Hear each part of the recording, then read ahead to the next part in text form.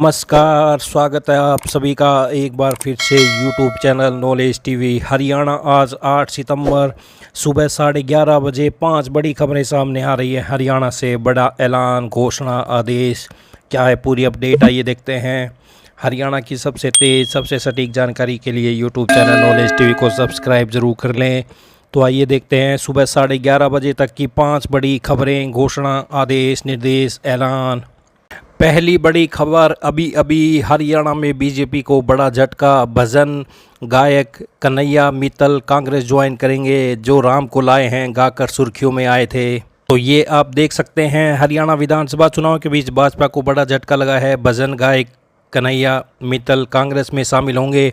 वह पंचकुला सीट से भाजपा की टिकट पर चुनाव लड़ना चाहते थे, हालांकि भाजपा ने यहां से ज्ञानचंद गुप्ता को दोबारा टिकट दिया। कन्हैया मित्तल वही गायक हैं जिन्होंने जो राम को लाए हैं हम उनको लाएंगे गाना गाया था। यह गाना उनका काफ़ी फेमस हुआ था। मित्तल अक्सर भाजपा के कार्यक्रमों में नज़र आते थे। तो ये अभी अभी बड़ी खबर सामने आ रही है। आइए दूसरी बड़ी खबर देखते हैं। प्रदेश में विधानसभा चुनाव के लिए टिकटों की घोषणा होने के बाद से भाजपा और कांग्रेस नेताओं में भगदड़ जारी है।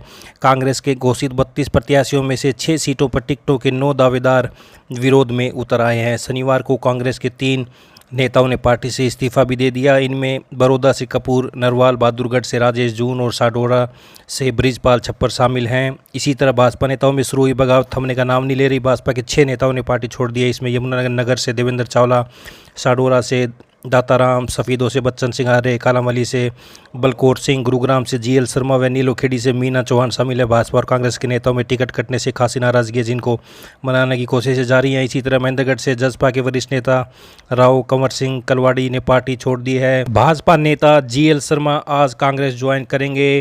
टोहाना में भाजपा के राज्यसभा सांसद नाराज, बबली का नामांकन भरवाने पहुंचे सीएम, नहीं आए बराला, सीएम बोले मना लेंगे। मुख्यमंत्री नायब सिंह टोहाना से भाजपा प्रत्याशी पूर्व मंत्री देवेंद्र सिंह बबली का नामांकन पत्र दाखिल करवाने पहुंचे, लेकिन राज्यसभा सांसद एवं नाते में देवेंद्र बबली के दादा लगने वाले सुभाष बराला कार्यक्रम में शामिल नहीं हुए। बराला के निवास पर भारी संख्या में भाजपा कार्यकर्ता पहुंचे हुए थे। बबली का नामांकन कराने के बाद सीएम ने कहा कि जल्द ही सुभाष बराला भी इसी इलाके में प्रचार करते नजर आएंगे। जल्द ही दादा पोता को एक कर दिया जाएगा। सीएम ने सुभाष बराला के निवास पर जलपान किया।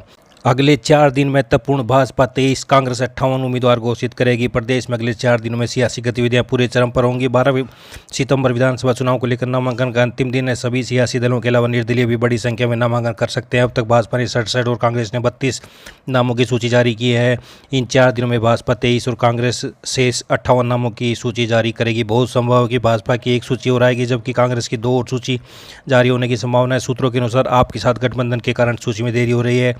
इनेलो व बसपा ने अब तक 14 प्रत्याशी घोषित किए हैं। इनमें इनेलो 10, 4 बसपा के हैं। जसपा आज़ाद समाज पार्टी अब तक 19 सीटों पर प्रत्याशी घोषित कर चुकी है। 12 सितंबर के बाद सियासी दंगल की तस्वीर साफ हो जाएगी। इसके बाद रैलियां शुरू होंगी। तो ये बड़ी अपडेट। आइए अगली बड़ी घोषणा देखते हैं। प्रदेश में लगातार मौसम बदल रहा है। प्रदेश के 8 जिलों में हल्की, मध्य और तेज वर्षा हुई। मौसम वैज्ञानिकों के अनुसार रविवार के अलावा आने वाले दिनों में वर्षा की संभावना है। लगातार हो रही बारिश के चलते अधिकतम तापमान में भी गिरावट दर्ज की गई है।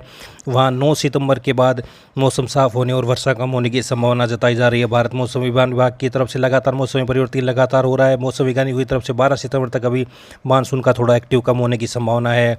इसके चलते वर्षा कम होगी। इसके बाद फिर से मानसून के फिर से एक्टिव होने की उम्मीद है। मौसम वैज्ञानिकों की माने तो पूरा माह वर्षा होने की उम्मीद है। अभी तक अगस्त और सितंबर में बेहतर हुई है वर्षा। प्रदेश के काफ़ी जिले अभी तक सामान्य से कम वर्षा हुई है। दूसरी तरफ प्रदेश में तापमान तेजी से कम हुआ है।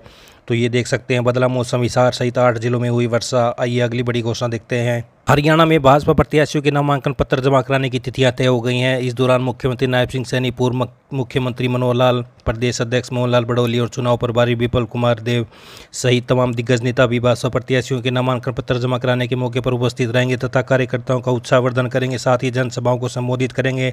भाजपा ने नामांकन प्रक्रिया का शेड्यूल जारी कर दिया है। भाजपा के प्रदेश मीडिया प्रभारी अरविंद सैनी और मीडिया सह प्रभारी शमशेर खरक ने बताया कि 9 सितंबर को अम्बाला सिटी में असीम गोयल के नामांकन पत्र जमा कराते समय मुख्यमंत्री नायब सिंह सैनी, समालखा में प्रत्याशी मनमोहन बढ़ाना के नामांकन अवसर पर केंद्रीय मंत्री मनोहर लाल, सफीदों विधानसभा में प्रत्याशी राम कुमार गौतम के नामांकन में पूर्व मंत्री कैप्टन अभिमन्यु मौजूद रहेंगे। उचाना कला में देवेंद्र अत्री के नामांकन जमा कराते समय प्रदेश अध्यक्ष पंडित मोहनलाल कौशिक। रतिया में सुनीता दुग्गल के नामांकन पत्र जमा कराने के मौके पर भी प्रदेश अध्यक्ष मोहनलाल कौशिक मौजूद रहेंगे। 9 को ही नलवा में रणधीर पनियार नामांकन पत्र जमा करेंगे और इस अवसर पर मुख्यमंत्री नायब सैनी मौजूद रहेंगे। केंद्रीय मंत्री राव इंद्रजीत सिंह 9 सितंबर को रेवाड़ी के भाजपा प्रत्याशी लक्ष्मण यादव के नामांकन जमा कराते समय मौजूद रहेंगे।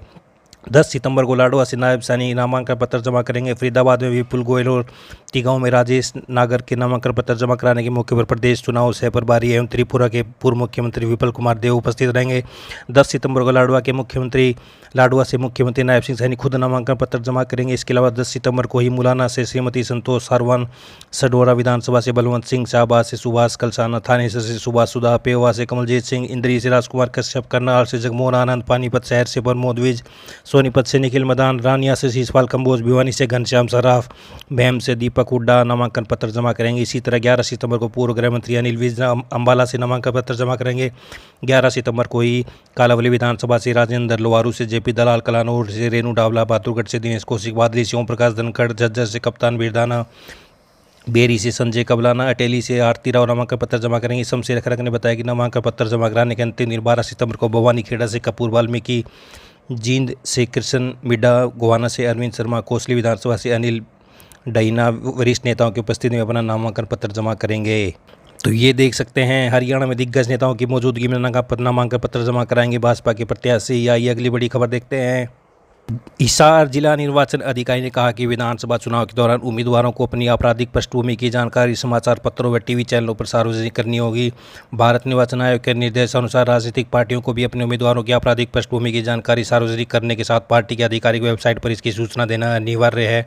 उन्होंने कहा कि आपराधिक पृष्ठभूमि वाले उम्मीदवार व ऐसे उम्मीदवारों से संबंधित राजनीतिक दलों को चुनाव अभियान अवधि के दौरान 3 बार टेलीविजन चैनलों और समाचार पत्रों के माध्यम से इसकी जानकारी प्रकाशित करनी होती है। उन्होंने कहा कि उम्मीदवार व राजनीतिक दलों को एक स्थानीय व एक राष्ट्रीय समाचार पत्र, फेसबुक और ट्विटर सहित राजनीतिक पार्टियों के आधिकारिक इंटरनेट मीडिया प्लेटफॉर्म पर इसकी जानकारी देनी होगी। राजनीतिक दलों को अपनी वेबसाइट पर लंबित आपराधिक मामले वाले उम्मीदवारों की पूर्ण जानकारी अपलोड करनी होगी। साथ ही ऐसे उम्मीदवार के चयन के कारण भी बताने होंगे। ऐसे कारण संबंधित उम्मीदवार की योग्यता और उपलब्धियों के संदर्भ में दिए जाएं, न कि उसके चुनाव जीतने की क्षमता के बारे में हो। जिला निर्वाचन अधिकारी ने कहा कि यह विवरण उम्मीदवार के चयन के 48 घंटे के भीतर प्रकाशित किए जाएं और संबंधित राजनीतिक दल को उम्मीदवार के चयन के 72 घंटे में निर्वाचन आयोग के समक्ष इन निर्देशों के अनुपालन की रिपोर्ट प्रस्तुत करनी होगी। तो उम्मीदवारों को आपराधिक पृष्ठभूमि की जानकारी करनी होगी सार्वजनिक। तो ये हरियाणा से इस समय की बड़ी खबरें सुबह 11:30 बजे तक की हरियाणा की सभी छोटी से बड़ी घोषणा, योजना, आदेश, ऐलान सभी जानकारी के लिए यूट्यूब चैनल नॉलेज टीवी को सब्सक्राइब जरूर कर लें। बेल आइकन जरूर दबाएं जिससे अगली वीडियो का नोटिफिकेशन आपके पास पहुंच सके। तो वीडियो को ज़्यादा से ज़्यादा लाइक करें, शेयर करें ताकि अधिक से अधिक लोगों के पास जानकारी पहुंच सके। तो इस 11:30 बजे की अपडेट में इतना ही। मिलते हैं अगली अपडेट के साथ। तो इस अपडेट में इतना ही। बहुत बहुत धन्यवाद।